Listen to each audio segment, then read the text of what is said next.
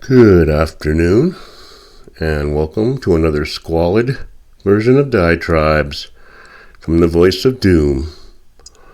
Now here is your squabbling and squawking host, Voice of Doom.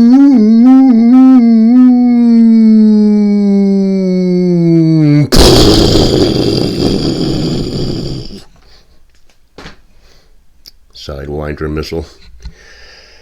Okay, I said I'd be taking some time off or doing less diatribes, and I plan on sticking to that, but today there's just a little bit too much going on for me to just let it go by, because I find that current events aren't so current a day later, so I have to comment while it happens. And I am kind of realizing that if I wait 2 or 3 days or more before I do a diatribe, that I can wait for the pushback and fallout and the walking back, etc., before I comment on things. Like, for instance, say the head honcho talking head of the UN, the general, some guy from some third world country,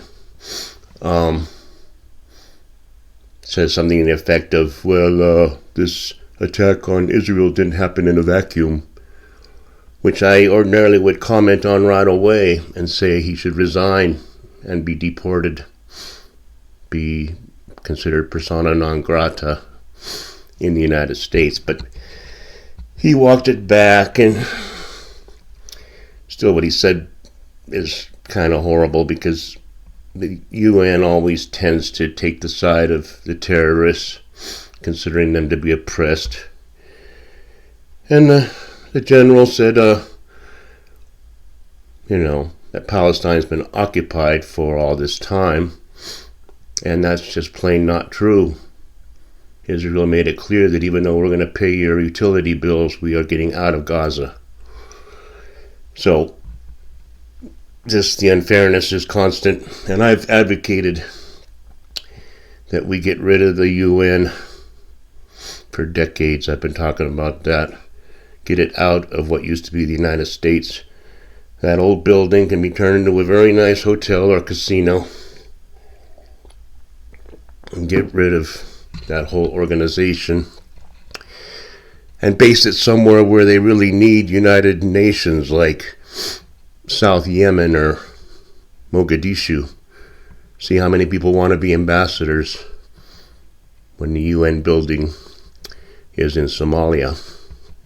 We'll see where their hearts really lie. But my theme today is called Hearts and Minds, and I wanted to talk about that in a general sense, and I don't have anything planned. It's just off the top. But people's hearts and people's minds, the relationship is direct, but that doesn't mean that they are congruous, if you know what I mean.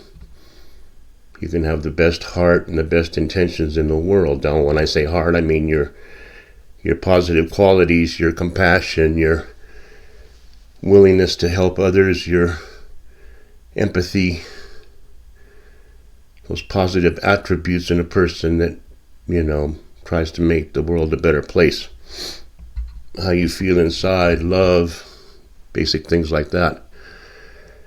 I'm not talking about the ventricles and atria.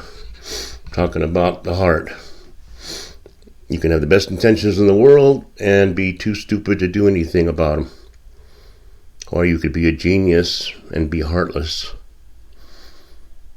So hearts and minds are not necessarily congruous. You want to have both of those things be on the positive side. A good heart and a good mind. Not a bad heart and a bad mind. Or an evil mind. But hearts and minds. Now let's look at certain things that are going on, and I will attribute to Nick, my fan, that he has always been saying how when something happens, and I've been saying this also, that oftentimes it's a distraction. In his comments, you will see things to the effect of, isn't it funny that this Middle East brouhaha comes up and everybody's mind totally shifts away from Petri dish being impeached, or the no-account son being tried, or even Orangey takes a back seat. They don't even have the trials of Orangey on YouTube 24/7 because of this Mideast thing. But I will pay tribute to Nick, because today, or yesterday, the ground attack of Gaza started. And what do you think would happen on the same exact day? In some sleepy little town in Maine, mass shooting by a schizophrenic. And my conspiracy theory is going to continue to be expounded on, even though it's outlandish. I think there are people out there that have been programmed to go off at a certain time, and they use just the right person. Now let's look at this shooter in Lewiston, Maine. First of all, he injured and killed a lot of people, so he must have been armed to the teeth. And I don't know if magazine size or how much ammunition you have is the way to solve gun violence. But I just think it's kind of funny that this guy happened to be in the reserves, and he was a weapons instructor in the reserves. And he was also hearing voices, and he went to a mental institution for 2 weeks. And he also made previous threats about shooting up the reserves. And he's still in there now. This goes back to the Carter era, where you cannot be biased, you cannot discriminate against schizophrenics and psychopaths and sociopaths. They're people like everyone else. So if they want to be in the reserves, let them be in the reserves. You see what happens when an Islamic militant becomes a major, and he's a psychiatrist in the army or some such of what used to be the United States, and shoots up a cafeteria of GIs, kills a bunch of people. So you see what happens when you have no discrimination for anything. I am a murderous psychopath, but I want to get a job in the police department, and you cannot stop me. Hearts and minds. It's a distraction. It's a horrible distraction, but that's the kind of distraction they need to blanket the internet with nothing but manhunt on, killer still at large, 22 people killed, no, 18 people killed, no, it's 22 again. People want information fast, and a lot of these spokesmen have not been at a podium before, and they have to speak off the cuff, which only I can do well. And they don't realize when they say things that each word means something to somebody. Like, for instance, one of the people in the press is pressing for some answers that don't mean anything. Doesn't matter how many people were killed. They just want information to write down so they can type it into their little story. Well, how many people were actually killed? And the answer? I can't divulge that information right now. We have to get all the facts together and wait for the investigation, but when we learn, I will be happy to tell you the number. Poor choice of words. He will be happy to tell people the number. You could phrase it differently. If I was in that position, I would say something to the effect of, we will release that information when all the facts become available. Leave it there. Hearts and minds. You need smart people to run a world that is this complex. But so we have a distraction, so nobody really is noticing that Israel is starting to roll into Gaza with tanks. And I will tell you one more interesting thing I saw. It really has nothing to do with the subject. But I saw footage of Egypt's forces gathering all together, and it is huge. And Egypt is not exactly, the Taj Mahal. It's not exactly, Silicon Valley, Wall Street. Egypt is a reasonably not that rich country, and their armed forces are absolutely mammoth. You should go to Canadian Prepper. I'll tout him. Look at one of them 2 or 3 days ago and see the Egyptian forces. It's unbelievable. And if that's just Egypt, just think of all the other countries that are amassing in preparation for Armageddon. Now, what Egypt is amassing their forces for, you can guess or I can guess. But none of this bodes well. Now, hearts and minds. Let's go to the campuses of what used to be the United States and hear about certain Jewish members of that student body who basically are scared for their lives because the students all are going for the oppressed people of Hamas and Gaza. And basically they're hitching their wagon to Hamas. So these students have no heart and they have no mind. They're very dangerous. I would close down every university in what used to be the United States today. We'd be much better off. They're not learning anything. They want to learn, they can learn on their own.